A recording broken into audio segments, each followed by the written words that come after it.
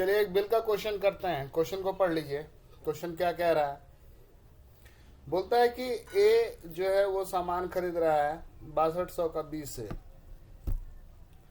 और उसको एक बिल दे रहा है 6000 का फुल सेटलमेंट में, मतलब 200 रुपये डिस्काउंट हो जा रहा है। बी जो है वो सामान खरीदता है 10,000 का सी से और इंडोर्स कर देता है बिल को। बैलेंस जो है वो चेक से दे देता है, और मेच्योरिटी पे क्या हो गई, बिल डिजोनर हो गया। नोटिंग चार्ज जो है वो 100 रुपये का है। आपको जर्नल करना है तीनों के बुक में, ए बी और सी तीनों के बुक में। तो सबसे पहले जो हम बी के बुक में करेंगे, बी जो है वो ड्रॉर है बिल का, तो उसके बुक में पहले करेंगे। In the books of B, in the books of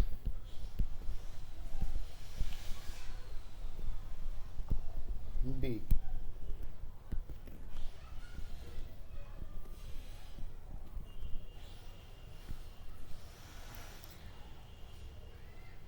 B जो है वो क्या कर रहा है, ए को सेल कर रहा है।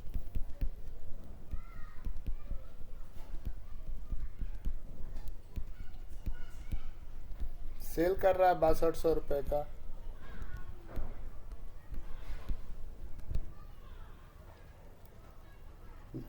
बीइंग गुड सोल्ड,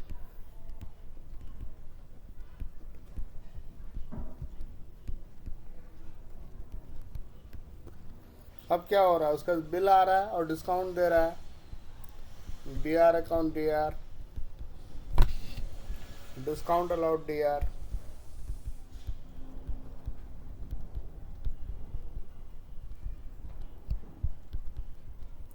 बिल आ रहा है 6000 का और 200 रुपया डिस्काउंट दे रहा है टू ए।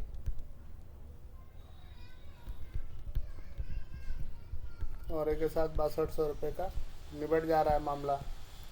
अब क्या हो रहा है, बी जो है वो फिर सी से कुछ खरीद रहा है, 10,000 का खरीदा है। खरीद लीजिए सी से, खरीदने का एंट्री कर दीजिए। क्या लिखेगा, purchase account D R to C's account, 10,000 का खरीद लिया।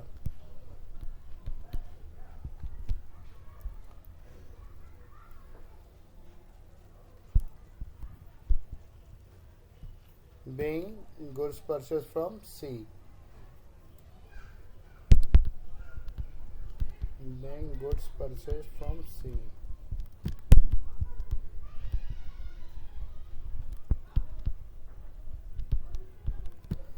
अब सी को क्या कर रहा है, बिल दे रहा है और चेक दे रहा है। बाकी बैलेंस जो है वो बैंक से पे किया है, तो उसका एंट्री क्या होगा,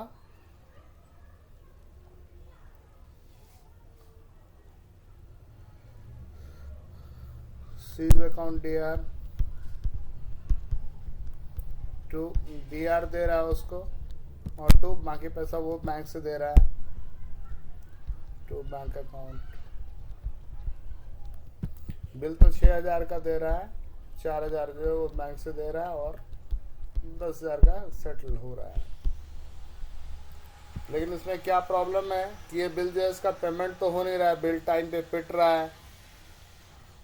ठीक है, नरेशन क्या हो जाएगा, being bill endorsed to C with a check of 4,000, being bill endorsed to C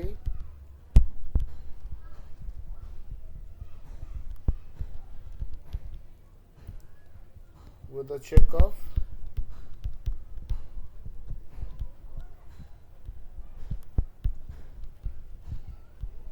₹4,000।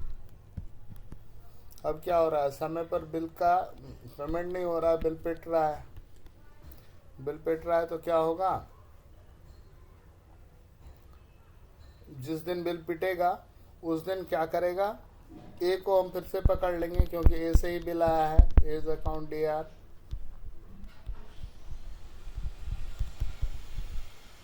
सी को हमको फिर से क्रेडिट करना पड़ेगा,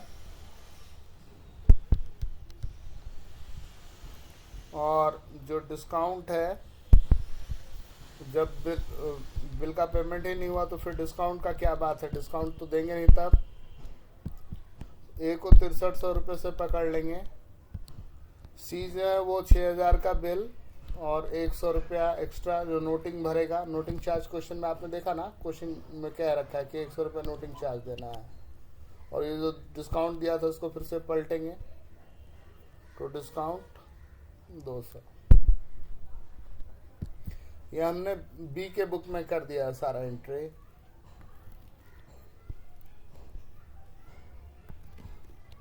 अब जो है हम करेंगे एंट्री ए के बुक में, in the books of A, in the books of ए।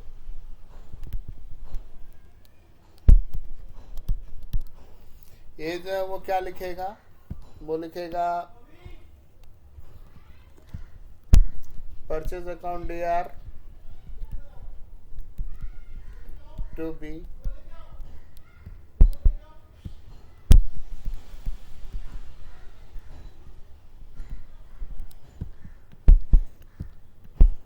तो उसने परचेज किया 6200 का,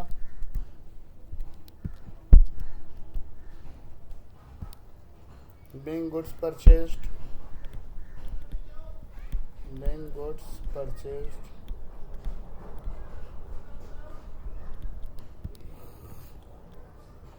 फिर क्या है, बी को वो बिल देगा और उसको डिस्काउंट मिलेगा, लिखेगा बीज अकाउंट DR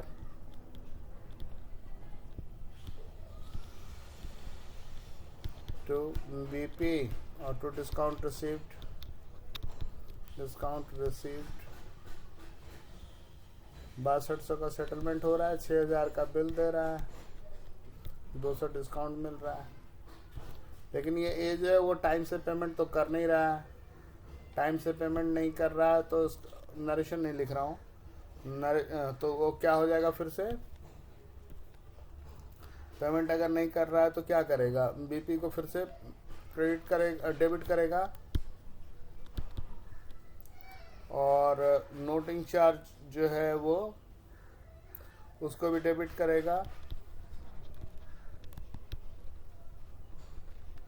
और डिस्काउंट को भी डेबिट करेगा, क्योंकि पेमेंट तो किया नहीं तो फिर डिस्काउंट किस बात का। बिल जो है 6000 का, नोटिंग 100 रुपया, डिस्काउंट 200 और ये सारा पैसा जो है वो उसको देना पड़ेगा जोड़ करके। वो किसको देगा, बी को, टू बीज अकाउंट। अब हमें जर्नल करना है सी के बुक में, in the books of C.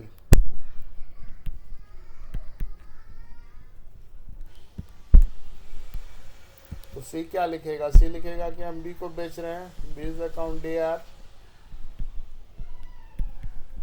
To sales 10,000 का बेच रहा है। फिर क्या हो रहा है, उसके बाद बिल्स आएगा, BR अकाउंट DR और बैंक से पैसा आएगा, bank account DR to B. Bill आया 6000 का, 4000 बैंक से आया है, 10,000 का सेटलमेंट हो रहा है। फिर क्या हो रहा है, वो बिल पिट जा रहा है, बिल पिट जा रहा है तो फिर से बी को पकड़ लीजिए। जब डिस्काउंट डिजोनर हुआ, बीज अकाउंट DR टू BR को पलट दीजिए और नोटिंग टू कैश, ये नोटिंग चार्ज तो उसको कैश में देना पड़ेगा। 6000 का बिल है, 100 रुपया ये 6100। तो इस तरीके से हमने तीनों केस सीखा।